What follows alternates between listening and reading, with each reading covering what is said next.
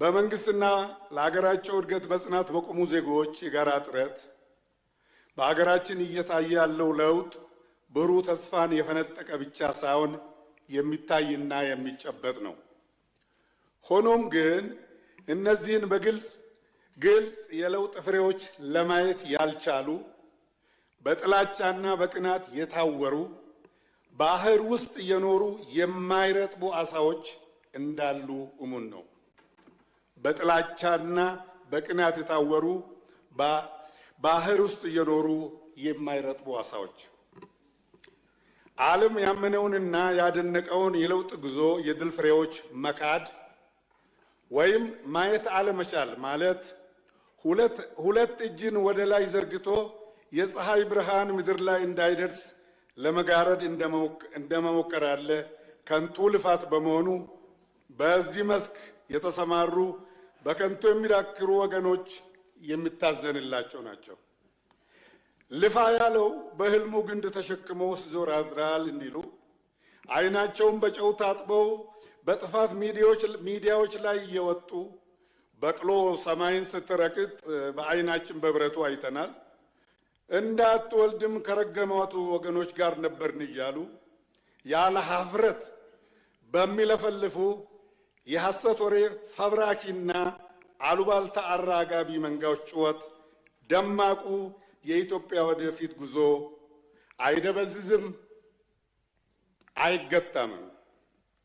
ዘመን ሻረውንና ታሪክ ያነወረውን ያረጀ አፈጀ ዓላማ አንግበው ከሕገ መንግሥታዊ አግባብ ውጪ ስልጣንን በኃይል ለመቆጣጠር በሚያልሙና በጌቶቻቸው ከንቱ መፍጨርጨርም የብልጽግና ጉዞአችን አይደናቀፍም።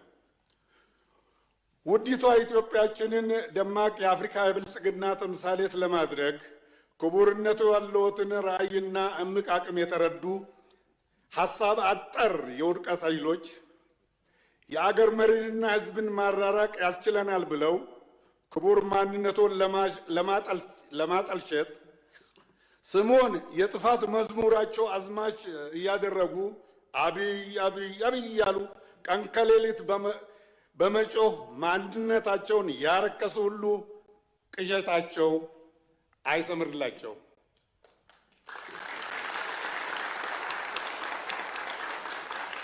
ኦሮሞ እንደሚተርተው አርቢ ቆሬን ወራንቴፍ ሂኖኮሉ ዝሆን እሾ ስለወጋው አያነክስም። እንኳን ስለመነከሱ እሾ ስለመሮሩም አያስብም። ጉዟችን ይቀጥላል። የእድገት ፍላጎታችን እስከ መጨረሻው የድል ሰገነት ድረስ በትውልድ ቅብብሎች ይረጋገጣል። ይህን ካልኩ በኋላ ክቡር ጠቅላይ ሚኒስትር ወደ ጥያቄ ስገባ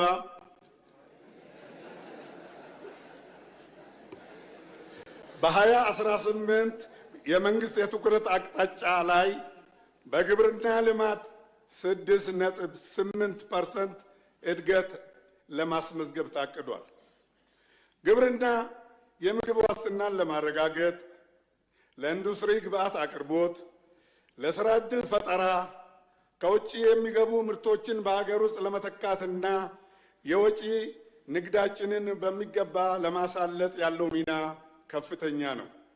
መንግስት ይህንን በሚገባ ተረድቶ በልዩ ትኩረት እየሰራ እንደሚገኝ ይታወቃል። በመሰረቱ ለግብርና ምርትና ምርታማነት እድገት የአፈር ለምነትንና ጤንነትን መጠበቅና ማሻሻል ወሳኝ ነው።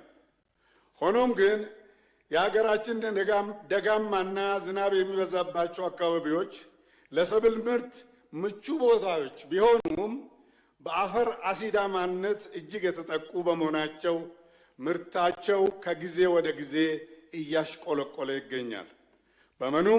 በመሆኑም ክቡር ጠቅላይ ሚኒስትር በ2018 ዓ.ም የትኩረት አቅጣጫ ላይ ለአፈር ለምነትና ጤንነት ጠንቅ የሆነው የአፈር አሲዳማነት ችግርና መፍትሄው ጎልቶ ያልተቀመጠ በመሆኑ ይህንን የተቀመጠውን ግብ እንዴት ለማሳካት ታስቧል?